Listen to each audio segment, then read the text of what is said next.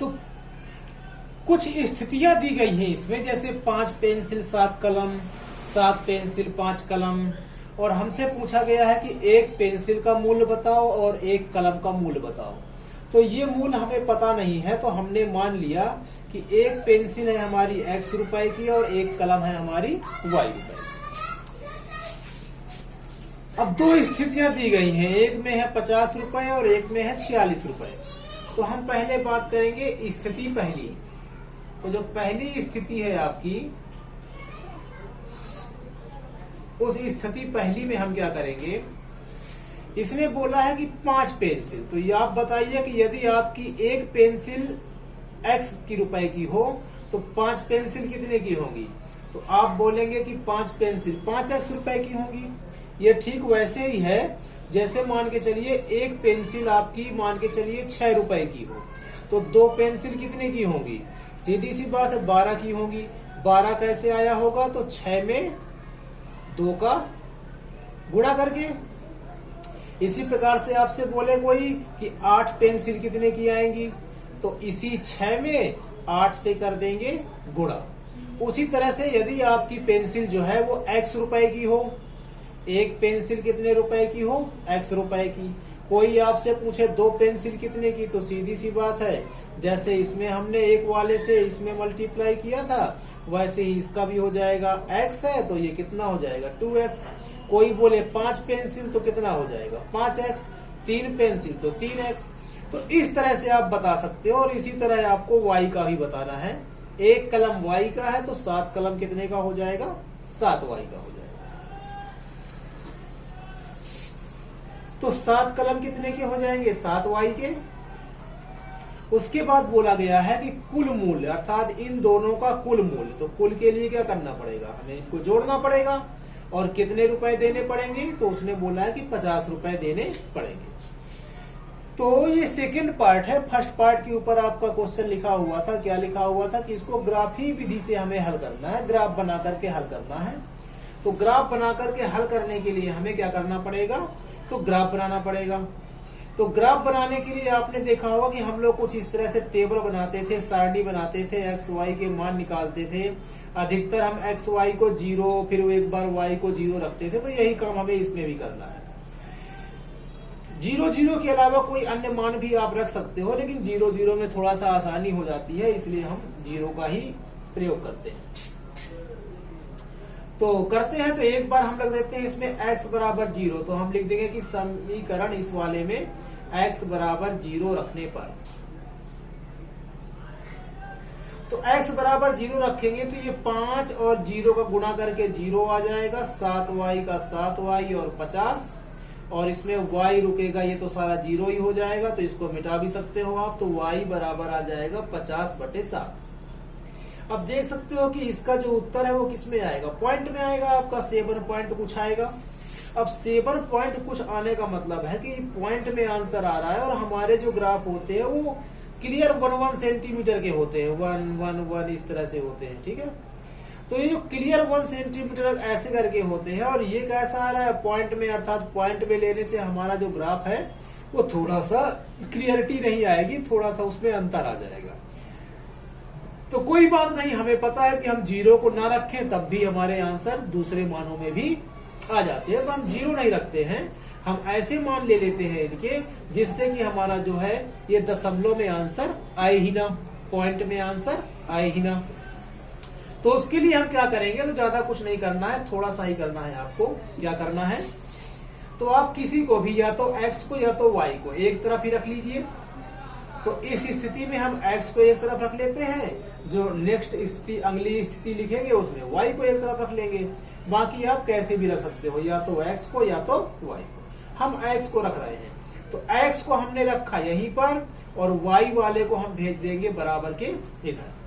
तो सीधी सी बात है, प्लस है तो इधर आकर के किस में हो जाएगा? ये माइनस में हो जाएगा, ऋण में हो जाएगा। तो x बराबर आ जाएगा आपका 5 कहाँ आ जाएगा? नीचे। अब 0 तो हमें रखना नहीं है। क्यों नहीं रखना है? आपने देख चुके होंगे दशमलव में उसका उत्तर आ रहा है। तो ऐसा नंबर लेना है जिसमें 7 से गुणा करने पर, 50 से घटाने पर वो 5 से पूरा पूरा कट रहा हो, तो इसका आंसर दशमलव में नहीं आएगा। तो चेक कर लेते हैं। चेक करने में भी ज्यादा समय नहीं लगेगा, बस आपको रफ में जो है क्वेश्चन से अलग हट करके रफ में कहीं ये काम कर लेना है जल्दी से। जल्दी से कैसे करते हैं, तो इसमें 7 को हटाकर y को हटाकर हम 1 रख लेते हैं। y को हटाकर 1 रखेंगे तो 50 में से 7 घटाएंगे आप, कुछ ऐसे बनेगा आपका। तो 50, 7 एकम 7 और 50 कितना आ जाएगा आपका 43, और 43 5 की पहाड़े में नहीं आता है, तो नहीं आता है तो 1 को हटा करके जल्दी से 2 कर लेना है। जैसे ही 2 करेंगे तो ये कितना हो जाएगा 7 2 14 हो जाएगा। 10 में से 4 घटाएंगे 6, और 5 की टेबल में 6 आता नहीं है, इसलिए आगे करने की आवश्यकता हमें नहीं है। अब हम 7 2 को हटा करके यहाँ पे 3 कर देंगे, तो 7 3 21, 10 में 1 घटाएंगे 9, और 9 भी 5 की टेबल में नहीं आता है, तो फटाफट इसको 4 से कर लेंगे।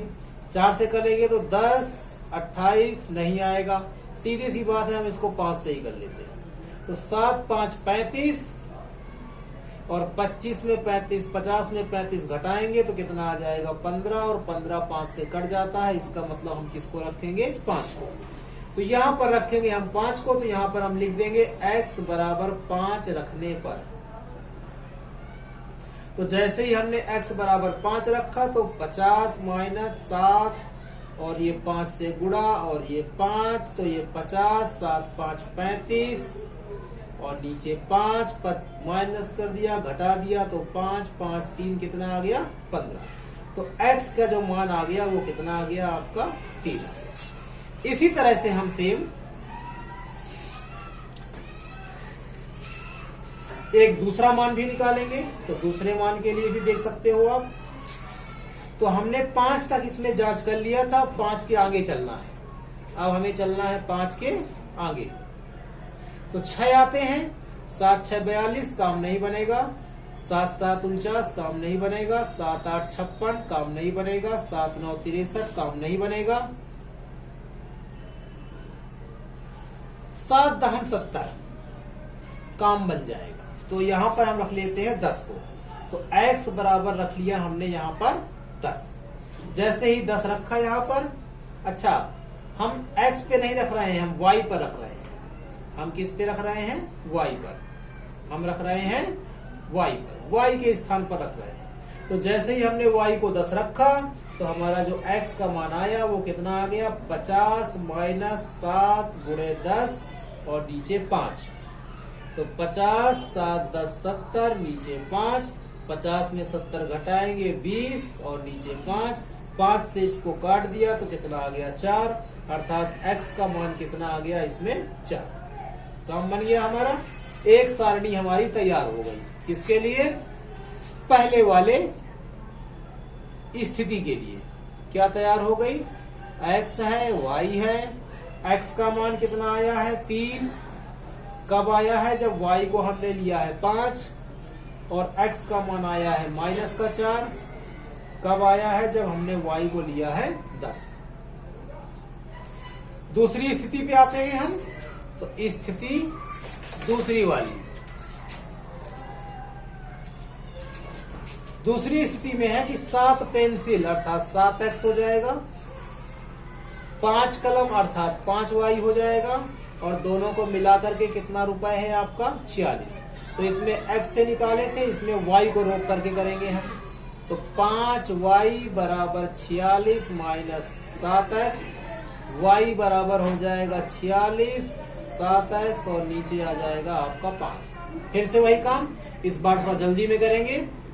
तो यदि 0 रखते हैं तो काम नहीं बनेगा, 1 रखते हैं तो 7 एकम 7 काम नहीं बनेगा, 2 रखते हैं 7 दूनी 14, 7 3 21, 21 से काम बन जाएगा। तो हमने x को रखा यहाँ पर 3, रखने पर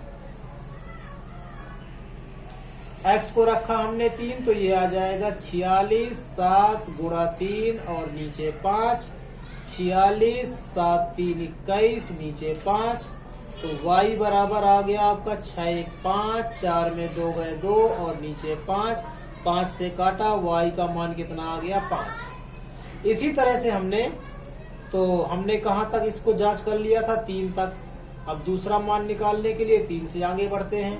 7 4 28 नहीं आएगा, 7 5 35, 7 6 42, 7 7 49, 7 8 56, 8 बार में आ जाएगा। तो हमने यहाँ पर x का मान रख दिया 8। जैसे ही हमने इसको 8 रखा तो y का मान आ गया आपका 46 रखने पर, तो 46, 7, x को हटा करके 8 और नीचे 5, तो ये आ गया आपका y बराबर 46, 7 8 56 और नीचे 5, 6 में 6 0, 5 में 4 1 और ये बड़ा है तो माइनस का, नीचे 5, तो y का मान आ गया हमारा 2, वो भी किसका? ऋण का। तो दूसरी सारणी भी हमारी तैयार हो गई है। दूसरी सारणी हो गई हमारी कुछ ऐसे, x और ये y, x का मान 3 रखने पर y कितना आ गया आपका? तो y आ गया 5, और जब x का मान रखा हमने 8 तो y का मान कितना आ गया? ऋण का 2। अब बनाते हैं ग्राफ। देख सकते हैं धन और ऋण दोनों की संख्याएं हैं, इसलिए ग्राफ कुछ बीचों बीच बनाना पड़ेगा, क्योंकि धनात्मक संख्याएं भी हमें लेनी है और ऋणात्मक संख्याएं भी हमें लेनी है।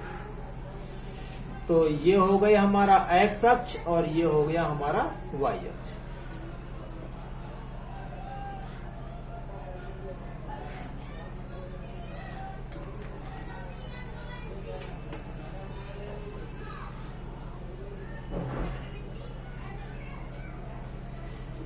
मान छोटे छोटे हैं इसलिए हमें ज्यादा बड़ा पैमाना लेने की आवश्यकता नहीं है, सीधे ही लिख देंगे हम।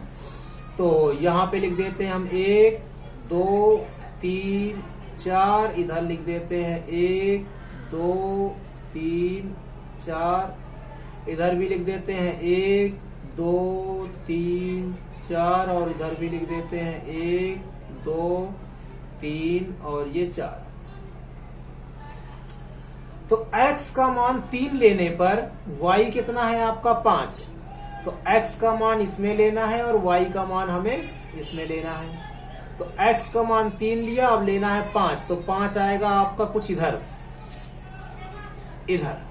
तो 5 हो गया आपका इधर और 3 हो गया आपका इधर। दोनों कहाँ पे कट करेंगे? यहाँ पर। बाकी आप पेंसिल है आपके पास, आप ग्राफ पेपर आएगा आपको, तो इतना कुछ खींचने की आवश्यकता नहीं पड़ेगी, उसमें सभी लाइन ऐसे रेखाएं बनी रहती हैं।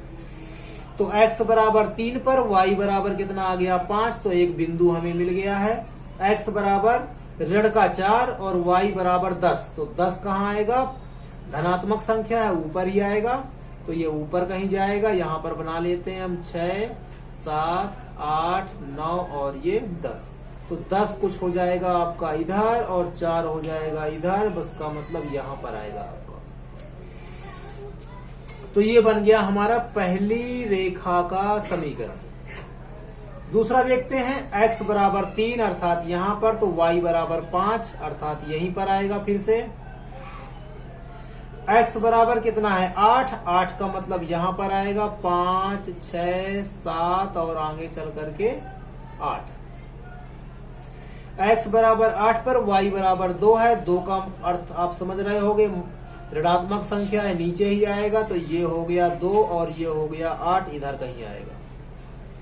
तो एक बिंदु ये था और एक बिंदु ये था, तो ये हो गया कुछ इस तरह से आपका समी ग्राफ। तो एक रेखा आपकी ऐसे जाएगी, एक रेखा आपकी ऐसे जाएगी और दोनों प्रतिच्छेद कहाँ पर करेंगी? यहाँ पर, और जहां पे प्रतिच्छेद करती हैं वही होता है आपका उत्तर। तो ये x के लिए था और ये y के लिए था, तो x वाले पे x का उत्तर आएगा, अर्थात x बराबर हो गया 3, और y वाले पे y का उत्तर आएगा, तो y हो गया आपका 5। x बराबर 3 है अर्थात पेंसिल का मूल्य है, x हमने पेंसिल का माना था, तो हम लिख सकते हैं एक पेंसिल का मूल्य, पेंसिल का मूल्य बराबर 3 रुपए। और इसी तरह से हम लिख सकते हैं कलम, एक कलम का मूल्य, तो कलम कितना था आपका? y था और y का उत्तर आ गया है 5, अर्थात कलम कितने रुपए की है? 5 रुपए की है।